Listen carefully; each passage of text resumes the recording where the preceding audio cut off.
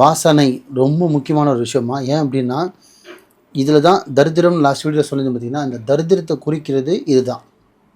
ஏன்னா நல்லா கேட்டுங்க, இப்போ உங்கள் வீடு வந்து ஒரு ஃப்ளாட்டுன்னு வச்சிங்க, அக்கம் பக்கம் வீடு இல்லை, ஒரு 3வது மாடி 4வது மாடி ஃப்ளாட் இருக்குன்னா சுற்றி எதுவுமே இல்லை, அந்த இடத்துல இந்த வாசனைலாம் வந்ததுன்னா அங்கே வந்து தரித்திரமும் இருக்குது, ஆத்மாவோட நடமாட்டமும் இருக்குது, உங்களுக்கு பிரச்சனையும் ஸ்டார்ட்டுன்னு அர்த்தம். சாக்கடை ஸ்மெல்லு சுற்றி சாக்கடையே இருக்காது, ஆனால் சாக்கடை ஸ்மெல்லு வரும். சாக்கடைனா காவா, பேட் ஸ்மெல்லு வரும். அடுத்தது பார்த்திங்கன்னா நம்ம இந்த ஓப்பனாகவே சொல்கிறேன், இந்த மோஷன் நாற்றுல மாதிரிலாம் ரொம்ப பேட் ஸ்மெல்லு வரும். இதுவுமே கெட்டதை தான் குறிக்கும். இப்போ நான் சொல்கிறது அனைத்துமே கெட்டதை குறிக்கிறது மட்டும்தான், பாசிட்டிவ் இல்லை, எல்லாமே நெகட்டிவ். புரியுதுங்களா? ஸோ 3வது.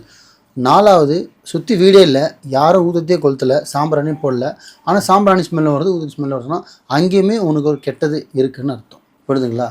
அதே மாதிரி தான் மல்லிப்பூ யாரும் வைக்கல, ஆனால் மல்லிப்பூ ஸ்மெல்லு வந்ததுன்னா அதுவும் கெட்டதை குறிக்குன்னு அர்த்தம். புரியுதுங்களா? இவ்வளோ விஷயம் இருக்குது. அதே மாதிரி இந்த அழுகனை இந்த என்ன சொல்கிறது, ரொம்ப அழுகி போடுனா சாப்பாடு நொச நொசன் ஆனாலும் சரி, இந்த நம்ம சமைக்கின்ற பொருட்கள் வந்து பார்த்திங்கன்னா பழுதானாலும் சரி ஒரு ஸ்மெல்லு வரும். அதெல்லாம் கெட்டு போன வாடை வரும். அந்த மாதிரி வந்து எல்லாமே ஃப்ரெஷ்ஷாக இருந்தும் அந்த மாதிரி ஸ்மெல்லு உங்கள் வீட்டில் வருதுன்னா அதுவுமே கெட்டது தான் குறிக்குதுன்னு அர்த்தம்.